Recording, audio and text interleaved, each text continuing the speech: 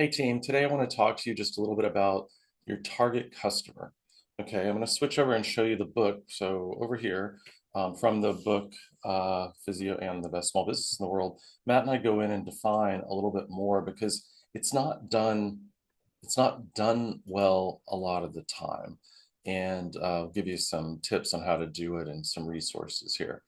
Um, so in the book, we look at for marketing that works, define who they are, what's the message, and where you're going to put it.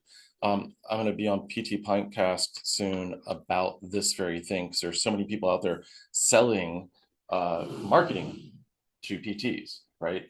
And two things: everyone's not your customer, and you may not have to pay for a channel. You could there are a lot of ways to kind of get to your target customer.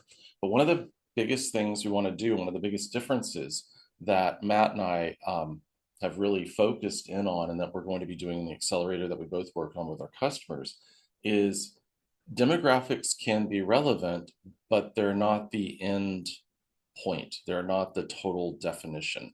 And demographics sticks around. And demographics, I mean, like as you see, age, sex, income, occupation, gender, family, all that stuff.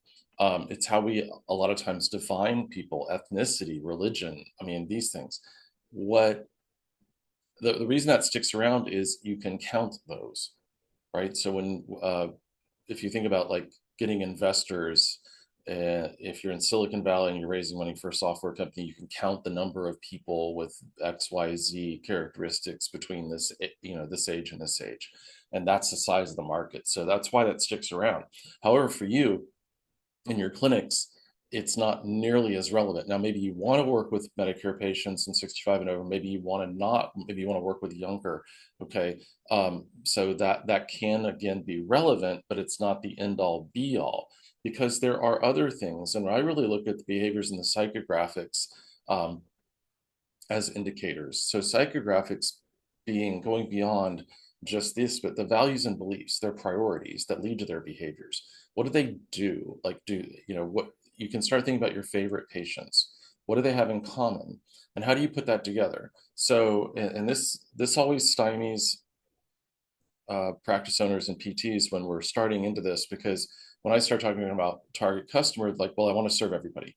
You're not excluding anybody, number one. Number two, they get caught up in that age, gender stuff and trying to define it that way. And then they get confused because they're like, well, I like working with all kinds of different people. That's not actually true. You might like working with all kinds of, all different ages, and, gender doesn't matter, and, ethnicity doesn't matter, and occupation doesn't matter, and income doesn't matter as much, or what have you, but they have things in common. Okay, so think about that motivated person that listens to what you say or what you do. There are other ways to define this. So if you need help with that, let me know, because that's actually a really big deal in getting to how you message. Because once you know who that person is, now your marketing message follows, right? You can talk to that person.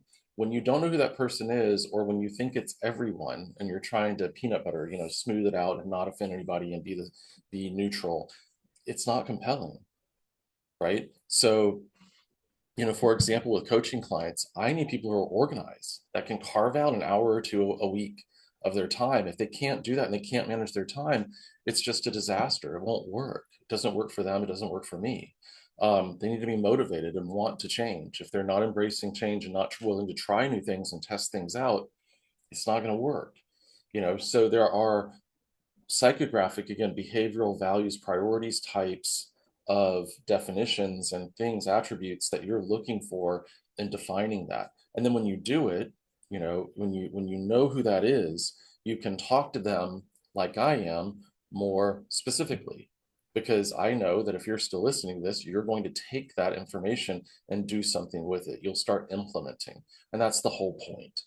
Okay, that's the whole point of coaching. It's the whole point of the accelerator program. It's the whole point of the Facebook group, of any of this, is implementation, disciplined execution, in constant, small incremental improvements over time. So hope that's helpful. Hit me up if you need any assistance. Thanks.